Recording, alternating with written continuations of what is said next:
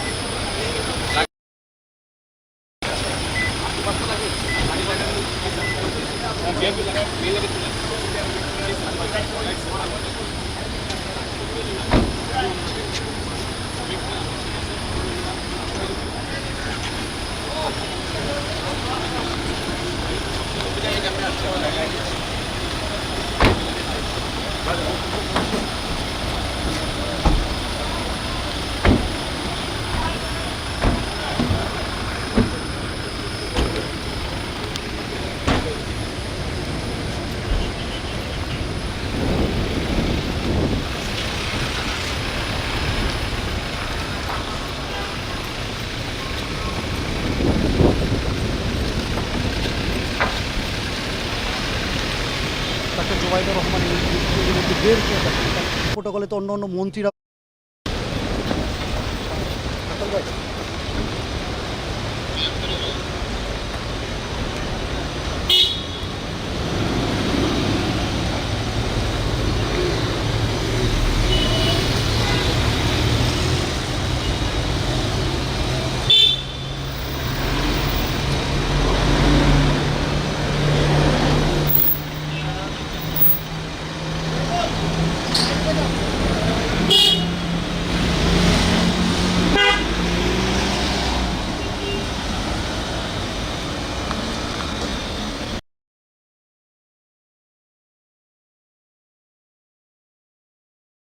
পুলিশে নামার পর এখন ঠিক বাজে 8:05 আছে 8:05 হযরত শাহজালাল আন্তর্জাতিক বিমানবন্দরের ভিভিআইপি গেট থেকে তিনি কিন্তু বেরিয়ে এর মধ্যে চলে গেলেন। তবে পুরোপুরি বিষয়টি রাষ্ট্রীয় সফরে কোন কোন বিষয়ে আসলে দুই দেশের মধ্যে কথা হয়েছে, মালয়েশিয়ার সাথে কোন কোন বিষয়ে আসলে বাণিজ্যিক বিষয়, দুই দেশের স্বার্থ সংশ্লিষ্ট কোন কোন বিষয়ে কথা হয়েছে, এই বিষয়ে তো খুব শীঘ্রই প্রধানমন্ত্রীর কার্যালয় থেকে সংবাদ সম্মেলনের মাধ্যমে জানিয়ে দেওয়া হবে। তবে আমি যদি বলি যে এখান থেকে এর আগে কিন্তু গত সোমবারে আমরা যেটা জানি যে প্রথমবারের মতো তিনি প্রধানমন্ত্রী নির্বাচিত হওয়ার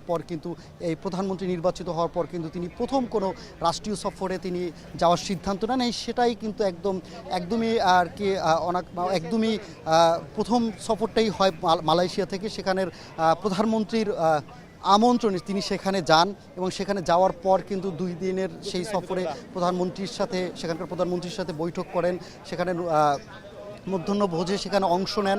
এরপরে কিন্তু একদিন পরে সেখান থেকে সোমবার রাতে কিন্তু তিনি চীনের উদ্দেশ্যে রওনা দেন। সেখানে একটি অর্থনৈতিক ফোরামের সম্মেলনে অংশগ্রহণ করেন। সেই সম্মেলনে অংশগ্রহণ শেষে তিনি সেখানকার প্রধানমন্ত্রী, চীনের যে প্রধানমন্ত্রী রয়েছেন তার সাথে দ্বিপক্ষীয় বৈঠকে তিনি অংশগ্রহণ করেন, তার সাথে বিভিন্ন বিষয় নিয়ে আলোচনা করেন।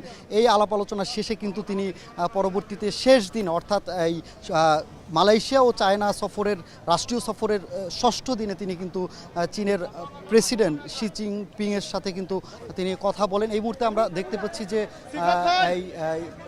তার সফর সঙ্গীরা কিন্তু বের হয়েছেন এবং তাদের সফর সঙ্গীদের সাথে এখন তার হয়তো রাষ্ট্রীয় সফর শেষে এখন আলাপ আলোচনা করবেন এবং সেই সফর নিয়ে কথা বলবেন প্রধানমন্ত্রী সফরে থাকা মাহাদি আমিন, তার যে সফরে তিনি ছিলেন। আমরা সরাসরি সেখানে চলে যাব এখন।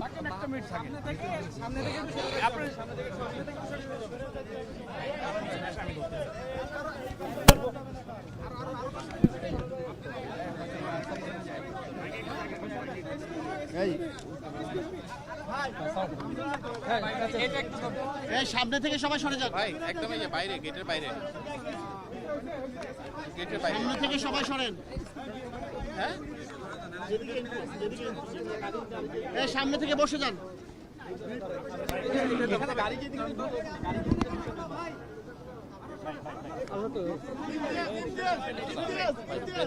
কষ্ট করলো